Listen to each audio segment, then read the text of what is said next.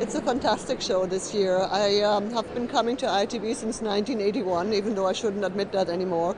And last year I didn't go for the first time, and this year I'm just absolutely surprised how much interest there is for the Caribbean. The booths are all very busy, and I'm very pleased to be here this year. And I can see that there is a renewed interest in all of the Caribbean destinations. Clearly, the growth that the Caribbean has seen out of Germany has been mostly from into the Dominican Republic and Cuba. But I see a lot of potential here as long as we can get over that big stumbling block that is the airlift. But certainly I think the time has come to remind Germany and Europe that we have so many wonderful destinations in the Caribbean to explore, and that offer so much in addition to our sun, sea and sand. And you mentioned that word airlift, which has raised its head ever so often here. Speaking with people here at ITB, we're finding out that Condor has put a direct flight to Martinique coming this November, direct flight to Tobago, additional flight to Barbados. So we're beginning to see some additional airlift into the Caribbean.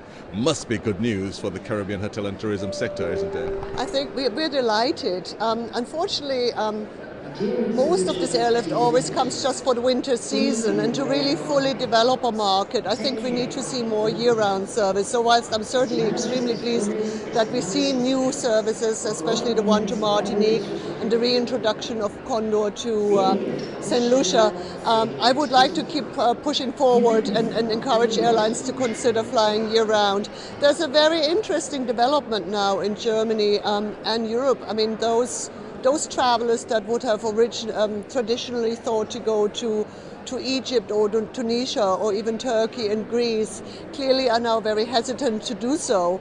And other destinations like Spain are now almost fully booked for this summer.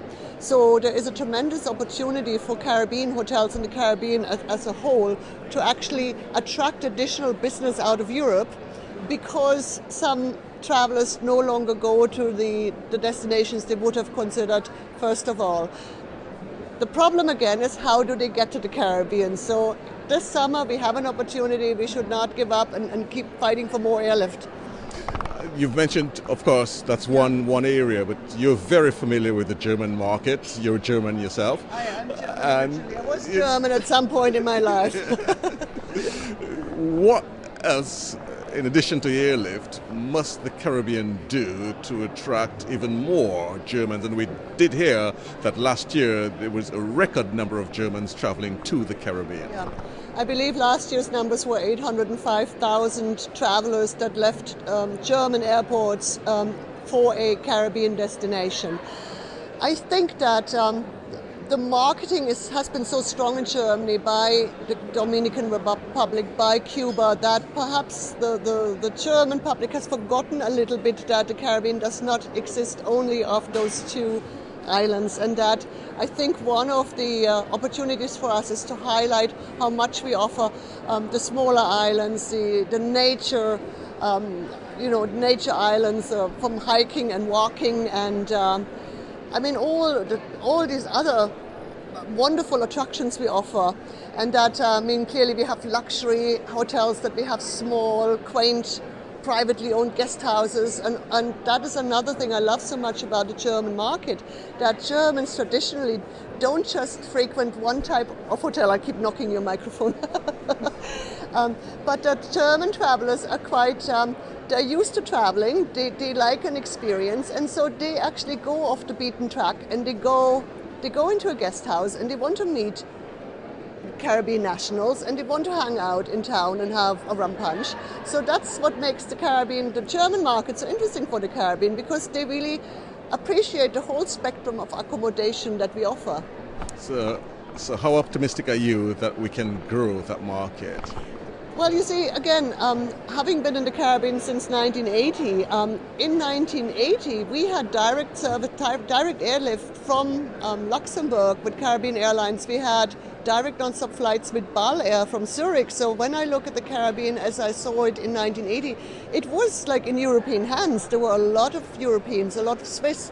And so I know that the Caribbean is a wonderful destination for Europeans. They appreciate what we offer, but we must make it easier how to get to us. So I think that there's a tremendous potential, but we need to keep trying to improve the connectivity for Europeans into the Caribbean. At the moment, a lot of flights that leave Gatwick, for example, leave too early for European travelers to connect in Gatwick. So the whole I have to spend the night in Gatwick does not sell well. Visitors and travelers really would like to fly direct and do not want to spend the night somewhere along the way. So we just have to keep trying to point these challenges out. And I am positive that if we really keep promoting and keep dealing with our partners and trying to negotiate, better even departure times, we will get somewhere. But the airlift is definitely a stumbling block. Clearly the euro does not help at the moment, but again we must look at the displacement of some of these potential future travelers, and that Spain and other destinations have raised the rates, so I think we are competitive as long as we take into account a little bit that the euro is not as strong as it used to be.